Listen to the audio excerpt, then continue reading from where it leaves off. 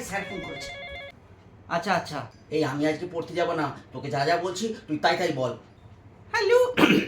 Hello sir, দাদা আজকে পড়তে যেতে পারবে না। কেন পড়তে যেতে পারবে না? যে দিদা দাদুকে ডিম খেতে দিয়েছিল, আর সেই ডিম খেয়ে দাদু অজ্ঞান হয়ে গেছে। স্যার, দিদা দাদুকে খেতে দিয়েছিল, ডিম অজ্ঞান হয়ে গেছিল।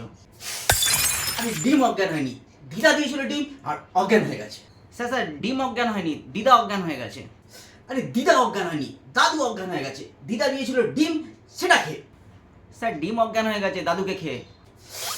আরে ডিম কি করে অজ্ঞান হবে? দিদা খেয়েছিল ডিম, দাদু খেয়েছিল ডিম। তুই বাবা, দিদা খেয়েছিল ডিম, দাদু অজ্ঞান হয়ে গেছে। স্যার, দাদু দিদাকে খেয়ে ডিম হয়ে গেছিল। আরে দাদু খায়নি। স্যার, দাদু না, দিদা খেয়েছিল। আরে দিদা না, দাদু। ধর, দাদু দিদা সবাই খেয়েছিল। আরে সবাই না, দিদা দাদুকে ডিম দিয়েছিল। স্যার, দিদা ডিম পেড়েছিল।